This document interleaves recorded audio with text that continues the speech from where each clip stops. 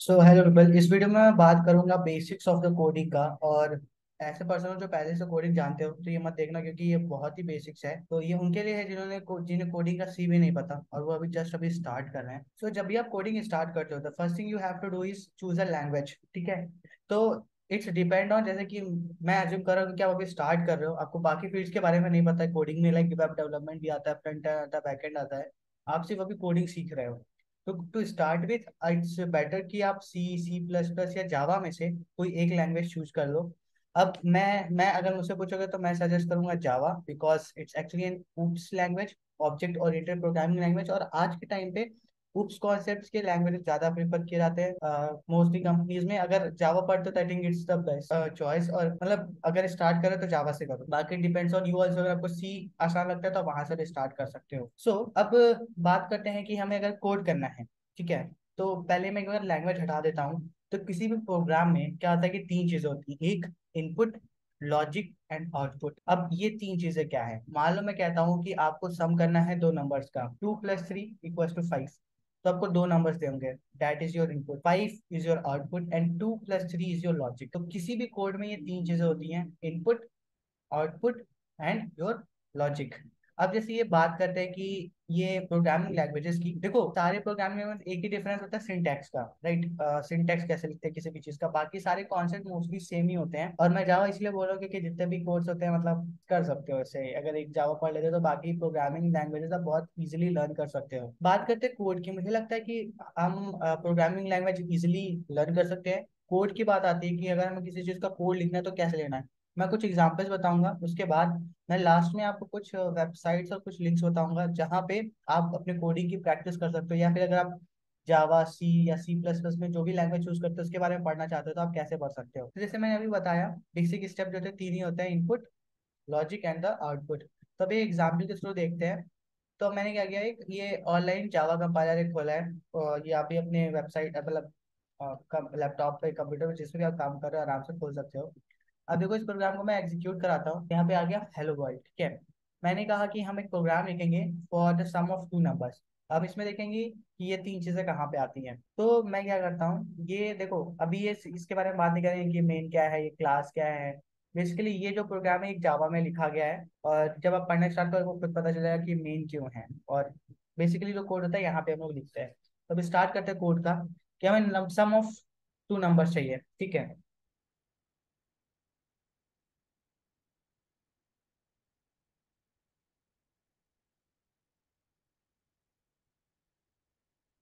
ये जो double slash लगा के मैंने लगाया, बेसिकली कमेंट, मतलब ये कोड एग्जीक्यूट नहीं होता है पर ये लिखा होता है।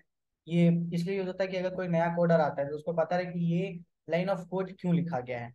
ठीक। तो मैं कहता हूँ इनपुट के बाद, ठीक, इनपुट में हमें क्या चाहिए, दो नंबर चाहिए, मान लो 2 और 3 है।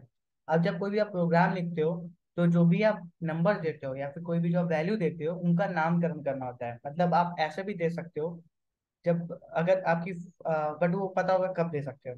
अभी मैं बताता हूँ कि जब देते हो तो कैसे करते हो। लाइक मैंने लिखा INT A = 2 and INT B = 3।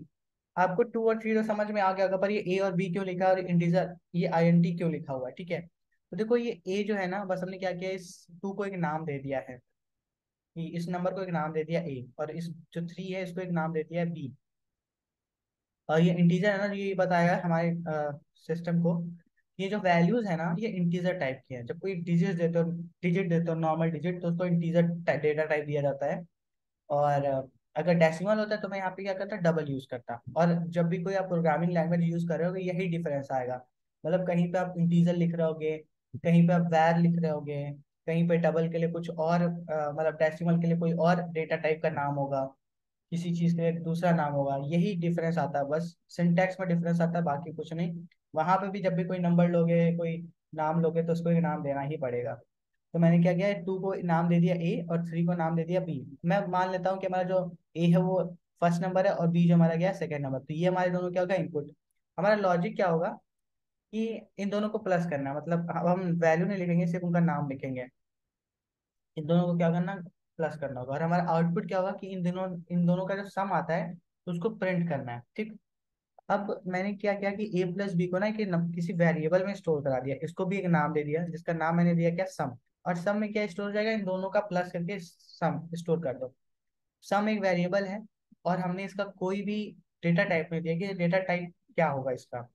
तो मैंने क्या किया, इसका भी डेटा टाइप हमें दे दिया क्या, integer sum is equal to a+b। तो मतलब सम की वैल्यू देखो, a की वैल्यू 2 है, b की वैल्यू 3 है, और सम की वैल्यू क्या है, अगर मैं मान लेता हूँ कि ये नहीं है, मान लो इसको मैं हाइड कर देता हूँ, ये नहीं है, तो इंटीजर सम की वैल्यू क्या होगी, सम की वैल्यू है कि दोनों को प्लस करके जो भी वैल्यू आती है वो उसकी वैल्यू होगी। और अब हमें क्या करना है, इसको प्रिंट करना है। तो मैंने क्या किया, ये देखो, ये जो system dot out dot print है ना, यही लाइन है जो आउटपुट देता है। तो मैंने क्या किया, इसमें हेलो वर्ल्ड की बजाय मैंने सम पास कर दिया, सम की जो वैल्यू वो मैं दे दो। अब जब मैं इसको एग्जीक्यूट करता हूँ, सी क्या गया 5, राइट। आप चाहो ना, अगर आप चाहो तो इसको 200 दे दो, इसको 378 दे दो। अब जब आप फिर से एग्जीक्यूट करोगे ना, देखो ये आ गया, ठीक। तो ये क्या है, ये हमारा इनपुट है, ये हमारा लॉजिक है, और ये हमारा क्या है, आउटपुट है। अभी ये हो सकता है समझ में नहीं आ रहा होगा।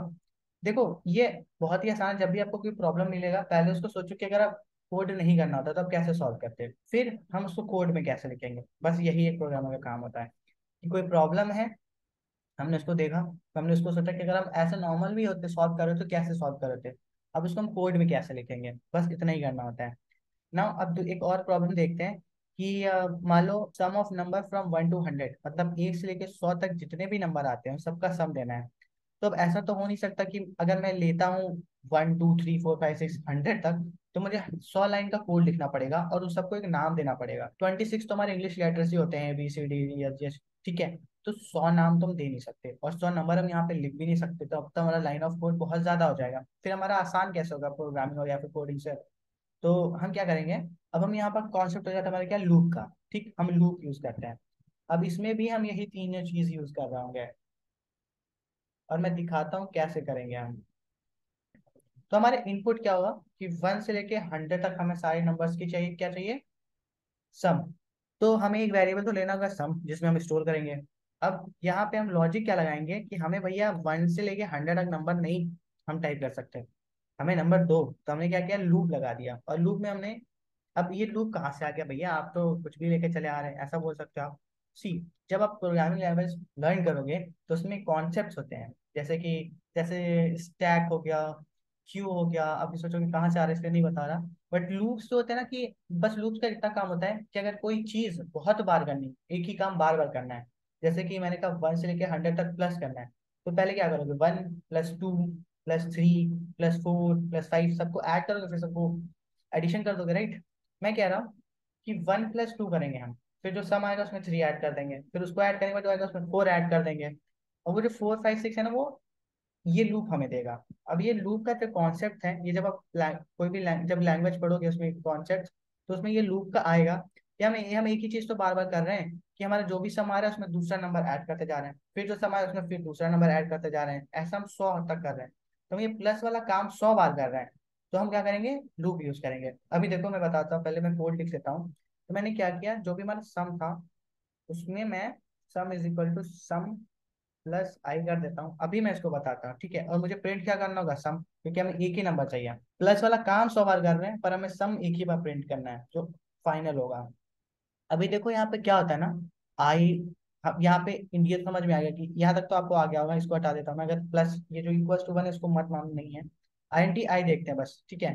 इंटीजर टाइप का एक वेरिएबल है आई, मतलब एक नाम है जो इंटीजर टाइप का है, उसको मैंने कहा वैल्यू तुम्हारी 1 है, ओके।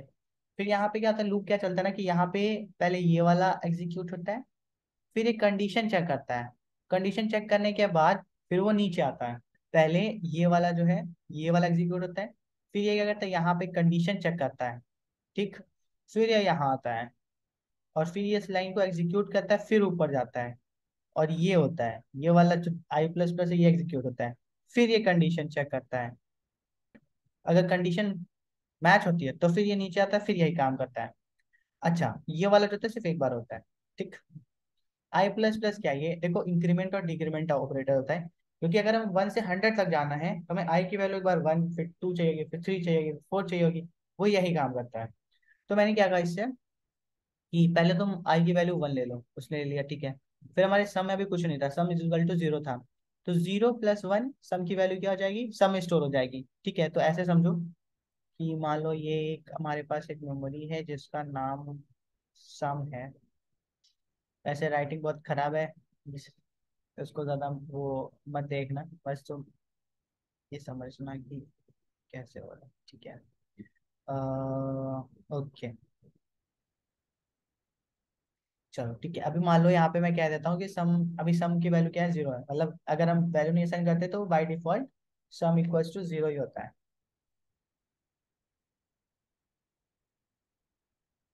क्या, चलो sum is equal to zero था, अभी सम यहाँ पे हमने क्या किया, sum is equal to sum plus i, तो सम की वैल्यू क्या थी, जीरो, आई की वैल्यू यहाँ पे क्या है, वन, तो अभी सम इक्वल टू क्या हो गया, जीरो प्लस वन, सम की वैल्यू क्या हो गई, वन।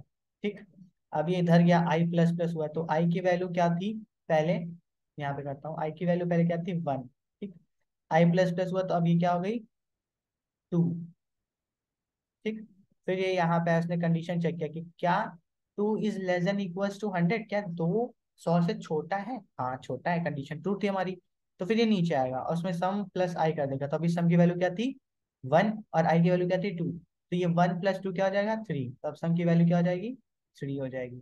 ठीक, फिर ये ऊपर जाएगा आई प्लस प्लस होके, अब टू से क्या हो जाएगा, यहाँ पे थ्री हो जाएगा। ठीक, फिर ये जाएगा इधर, फिर ये कंडीशन चेक करेगा, क्या कंडीशन ट्रू है, क्या तीन सौ से छोटा है, हाँ छोटा है, फिर ये नीचे आएगा, और यहाँ पे अभी सम क्या है, थ्री, और हमारी आई की वैल्यू भी क्या हो चुकी है, थ्री, तो थ्री प्लस थ्री क्या हो जाएगा, सिक्स, तो अब सिक्स, अब सम की वैल्यू क्या हो जाएगी, सिक्स। ठीक, फिर ऊपर जाएगा आई प्लस प्लस, अब थ्री था अभी, अब क्या हो जाएगा, ये फोर हो जाएगा। ठीक, फिर सेम कंडीशन होगा, और ये तब तक होता रहेगा जब तक सौ, आई की वैल्यू सौ तक नहीं पहुंच जाती। अब देखो मैंने कहा कि मान लो ये सम होते होते सौ, आई की वैल्यू यहाँ पे प्लस होते होते क्या पहुंच गया, सौ, हंड्रेड हो गया। ओके, तो ये लास्ट टाइम उस टाइम जो भी सम की वैल्यू होगी उसमें हंड्रेड ऐड हो जाएगा। ठीक,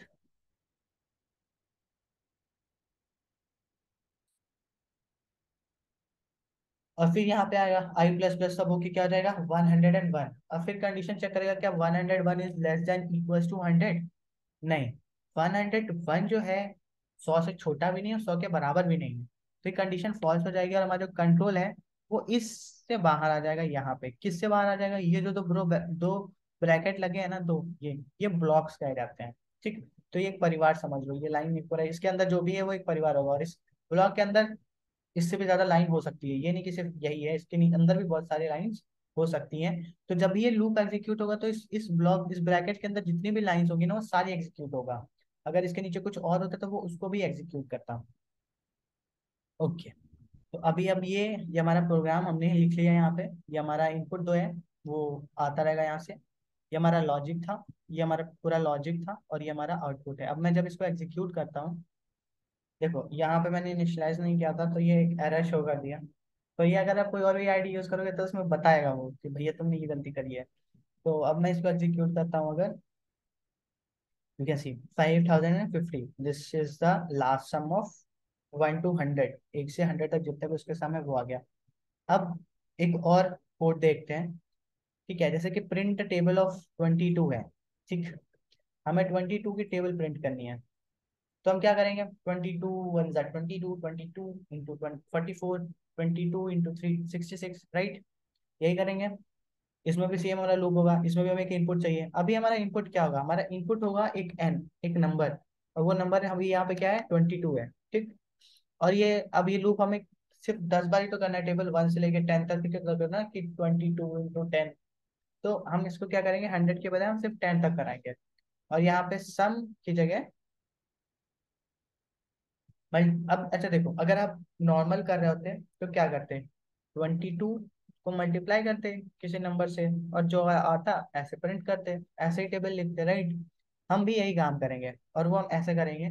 अभी यहाँ पे हमारे 22 कहाँ पे है, एन के पास है, तो मैंने क्या किया, एन लिखा और मल्टीप्लाई किया।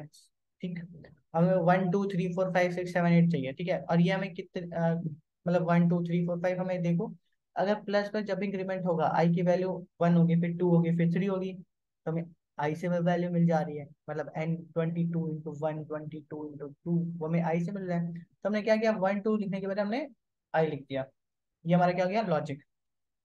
अच्छा, इससे हमें क्या करना है, हमें बार बार लाइन में प्रिंट कराना है, हमें एक ही बार तो कराना नहीं, जैसे हम यहाँ पे सम करा रहे तो एक ही बार करा रहे थे, टेबल में तो हमें 10 बार चाहिए होगा। तो ये जो प्रिंट वाली लाइन है ना, इस लाइन को भी हम इस ब्रैकेट के अंदर ही लिख देंगे। ठीक। और मैंने क्या किया, मैंने डायरेक्टली यहाँ पे इसको किसी वेरिएबल से असाइन करने के बजाय मैंने इसको इसी में लिख दिया, यहीं पे। भैया इस लाइन में तुम जो भी मल्टीप्लाई करके आ रहा है वो लिख दो। ठीक। इसको हटा देता हूँ क्योंकि ये हमारा एग्जीक्यूट नहीं होगा। अब जब मैं इसको रन कराता हूँ, सी, टेबल प्रिंट हो गई, राइट। अब मैं अगर इसमें चाहूँ तो और भी अच्छा कर सकता हूँ, कैसे कि देखो मैं इसको अगर ऐसे लिखता हूँ।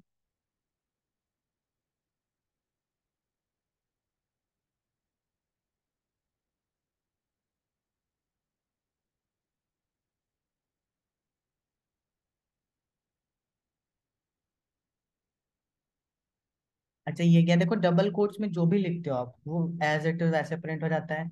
चाहे जैसे यहाँ पे ये एन एक वेरिएबल है, राइट, तो ये इसकी एन की जगह ये नंबर प्रिंट करेगा। अभी जैसे मैं रन करके दिखाता हूँ, सी, इसने एक टेबल की तरह प्रिंट कर दिया हमें। ठीक है।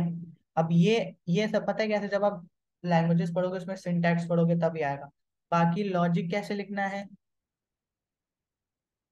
और इसमें क्या इनपुट क्या आउटपुट वो आप डिसाइड करोगे। अब जैसे ना, अगर ये जो मैंने लिखा है, अगर सिर्फ मैं यहाँ पे इसकी वैल्यू चेंज कर देता हूँ, 22 की जगह मैं सपोज 42 ले लेता हूँ। अब जब मैं इस पे यहाँ पे क्लिक करूंगा क्या होगा, एग्जीक्यूट, देखो 42 की टेबल प्रिंट हो गई। ठीक। तो हमारे किसी भी प्रोग्राम में क्या होगा, इनपुट होगा, लॉजिक होगा, आउटपुट होगा, और जो भी लैंग्वेज में लिख रहा है उसका सिंटैक्स। इसमें क्या, अच्छा अब हो सकता है कि भैया इसमें सबसे टफ चीज क्या होती है, देखो टफ चीज होती है एक तो लॉजिक के बारे में सोचना, और दूसरा कि जो भी लैंग्वेज दिया गया हमें उसका सिंटैक्स यूज करके कौन सा कॉन्सेप्ट यूज करेंगे, या कौन सी जो भी उस लैंग्वेज में जो भी कॉन्सेप्ट है उसको यूज करके हम कम number of lines of code में हम प्रिंट कर सकते हैं, या फिर हम अपना आउटपुट लेके आ सकते हैं, अपना रिजल्ट शो कर सकते हैं। तो ये बहुत ही बेसिक था, बहुत ही बेसिक था प्रोग्राम के बारे में, जिनको कुछ भी नहीं पता उसके लिए है। अभी मैं आपको बताऊंगा कि आप अगर प्रैक्टिस करना है तो आप कैसे कर सकते हो। तो ये वाला जो सेम लिंक है ये मैं दे दूंगा, अगर अभी कोई आईडी लैपटॉप पे नहीं इंस्टॉल करा है आपने तो आप इस वाले पे डायरेक्ट जाके कर सकते हो, कि हमें सिंटैक्स और ये सब कैसे पता चलेगा, और हमें ये वेरिएबल्स वेरिएबल्स का कैसे पता चलेगा। देखो आपको इनपुट चाहिए होगा, तो इनपुट जब चाहिए होगा तो आप वहां पे सीखोगे कि किसी वेरिएबल को कैसे डिक्लेयर करते हैं। ठीक।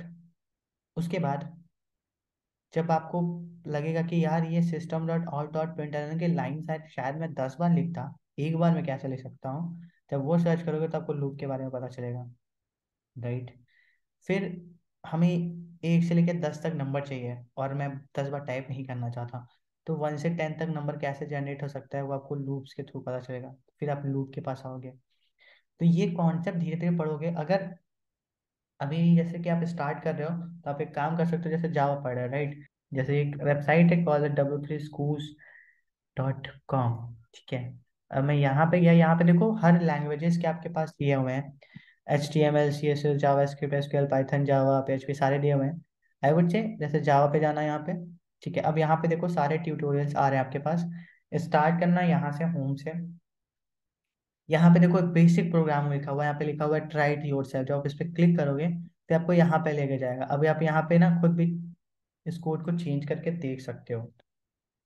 मान लो मैंने अपना नाम लिखता हूँ मैं यहाँ पे और रन कराता हूँ, तो यहाँ पे देखो दिव, राइट। अब यहाँ पे कुछ भी प्रिंट कर सकते हो, मान लो देखो डबल कोट्स में जो भी होता है एज इट इज प्रिंट करता है, राइट। अगर मैं इस पे लिखता 2+2+3 तो रन होके क्या आएगा, ऐसे तो 5 आना चाहिए, राइट। 5 ही आएगा, देखो 5 आया, ठीक। अब जब आप यहाँ पे आओगे, देखो यहाँ पे इंट्रो है, सिंटैक्स की बात होती है यहाँ पे कि क्या सिंटैक्स है, क्यों यहाँ पे क्यों यूज करते हैं, ये क्लास क्यों यूज करते हैं, ये मेन यहाँ पे मेन ही क्यों लिखते हैं। मतलब मेन तो यहाँ पे वैसे क्लास का नाम अलग हो सकता है, यहाँ पे मेन क्यों लिखते हैं, वॉइड मेन क्यों लिखते हैं, स्टैटिक क्यों लिखते हैं, पब्लिक क्यों लिखते हैं, system dot out dot print ln क्यों लिखते हैं, system dot out dot print and system dot out dot print ln में क्या डिफरेंस है, वो यहाँ पे देखोगे आप। फिर जैसे कि आउटपुट के बारे में बात हो यहाँ पे, तो यहाँ पे जैसे अब जैसे आप पढ़ रहे हैं आउटपुट, जैसे आप लिखा ना प्रिंट टेक्स्ट, तो उसको यहाँ पे कर लो ट्राई इट योर सेल्फ, और यहाँ पे चेंज करो, कोड्स को चेंज करो, प्ले विथ इट, फिर तुम्हें धीरे धीरे खुद में समझ में आ जाएगा कि कैसे हो रहा है क्या हो रहा है। अब जैसे यहाँ पे जावा वेरिएबल्स हैं, इस टॉपिक को पकड़ा और यहाँ पे पढ़ना स्टार्ट कर दिया कि ये स्ट्रिंग है। अच्छा, स्ट्रिंग मतलब जब हमारे पास कोई टेक्स्ट होता है तब डेटा टाइप क्या होता है, स्ट्रिंग होता है। फ्लोट जब हमारे पास डेसिमल नंबर्स होते हैं, कैरेक्टर्स का यूज होते हैं। और यहाँ पे एग्जाम्पल्स देखो, ट्राई इट योर सेल्फ है ना, चार्ज पे ट्राई इट योर सेल्फ पे, और यहाँ पे चेंज करो। अब स्ट्रिंग नेम है, मतलब अगर मैं कोई स्ट्रिंग करना होगा कि मैं करता हूँ I will do, I will do, ठीक है, एंड आई होप कि यू विल डू। तो यहाँ पे मैं करता हूँ और इसको मैं रन कराता हूँ, आई विल डू, ठीक है। देखो प्रिंट हो रहा है यहाँ पे, इसको चेंज करो, जितना चेंज कर सकते हो, जितना खेल सकते हो इस कोड के साथ। देखो कि ये नहीं करूंगा तो क्या होगा। फिर डेटा टाइप्स हमारे पास, इंटीजर फ्लोट, कब इंटीजर करते हैं, कब फ्लोट करते हैं, कब कैरेक्टर करते हैं, और इंटीजर में कहाँ से कहाँ तक के नंबर हम स्टोर कर सकते हैं वो देखो। फिर यहाँ पे टाइप कास्टिंग ऑपरेटर्स ये सब पढ़ो। अभी देखो, जब इसको आप पढ़ोगे, मैं यहाँ से क्यों बोला, क्योंकि मुझे लगता है कि यहाँ पे काफी सिंपल लैंग्वेज में और काफी अरेंज करके यहाँ पे लिखा, ये इन्होंने अपना जो भी इनका कंटेंट है उसको उन्होंने किया है। तो as compare to other websites ये मुझे ज़्यादा सही लगती हैं, कि आप यहाँ से स्टार्ट करते हो, धीरे धीरे पढ़ते जाते हो नीचे, और यहाँ पे खत्म हो जाता है। वैसे कभी खत्म नहीं होगा क्योंकि नई नई चीज़ें आती रहती हैं। और सबसे बेस्ट थिंग है कि यहाँ पे ट्राई इट योरसेल्फ, यहाँ पे आप खुद भी देख सकते हो कि अगर आपको स्टूडेंट लिखने नहीं आ रहा है कोड, आप यहाँ से देख सकते हो। जब यहाँ से आप कर लो, उसके बाद आपको क्या करना है कि कुछ साइट्स हैं जैसे कि हैकर अर्थ है, वहाँ पे साइन अप करो, वहाँ पे प्रॉब्लम्स देखो, और वहाँ पे प्रैक्टिस करो कोडिंग्स की, तो खुद धीरे धीरे आने लगेगा। और अभी तुरंत बहुत हमें हार्ड प्रॉब्लम्स नहीं उठाने, जैसे सम का कर रहे हो, पैटर्न्स प्रिंट कराओ, फैक्टोरियल नंबर है, 7 की सीरीज है। अभी देखो कुछ ऐसे सर्च करना आप कि राइट प्रोग्राम प्रिंट द फेमिनाइट की सीरीज। अब यहाँ पे देखो, ये भी बहुत अच्छी साइट है फेमिनाइट डेटा जावा टी पॉइंट। अब यहाँ पे देखो, यहाँ पे बहुत सारे प्रोग्राम्स ऑलरेडी लिखे हुए हैं, स्वैप नंबर है, राइट। तो इनको जाके इनके कोड्स पढ़ो, ठीक है, देखो कि इन्होंने क्यों लिखा है, वो देखो सिंटैक्स, लॉजिक देखो, लॉजिक ऐसा क्यों लगाया है, और उसको रन कराओ, ड्राई रन कराओ। ड्राई रन मतलब होता है कि आपके पास कोड पहले से लिखा हुआ है, और आप ऐसे, जैसे मैंने बोला ना कि i = 2 है, और कंडीशन चेक करेगा, नीचे आएगा, देखो कि कैसे चल रहा है ये प्रोग्राम। तो वो ज़्यादा सही से आपको समझ में आएगा। फिर खुद से कोड लिखने की प्रैक्टिस करो। बाकी मैं साइट्स बताता रहूँगा, कुछ साइट्स मैं डिस्क्रिप्शन में भी डाल दूंगा, तो वहां से आप चेक कर सकते हो। तो आज की वीडियो मैं यहीं पे खत्म करूंगा, एंड आई होप कि दिस हेल्प। जिनको कुछ भी नहीं है पता भी कोडिंग के बारे में, यहाँ से स्टार्ट कर सकते हो। बाकी मैं कुछ साइट्स यहाँ पे नीचे डाल दूंगा, वहां से कर सकते हो। तो स्टार्ट आई वुड से कि जो अभी सम का प्रोग्राम था वैसे स्टार्ट करो, फिर नाइके सीरीज करो, कुछ नंबर्स करो, कुछ बुक्स ले आओ। एक बुक ले आओ जावा की या C++ की, उसमें देखो जो भी कोड है, और उसको ड्राई रन करो पेंसिल से, खुद ही बुक पे देखो कि कैसे रन होता है, पेंसिल से खुद ही उस पर रन करो, सॉरी, कि कैसे वो कंट्रोल चलता है, ठीक है। तो आज की वीडियो में यहीं पे खत्म करूंगा, और मुझे थोड़ा सा बता देना कि कुछ समझ में आया या नहीं, कुछ अच्छा लगा या नहीं, या फिर कुछ इंसाइट्स मिले या नहीं। तो अभी मैं वीडियो खत्म करता, तब तक बाय बाय, टेक केयर।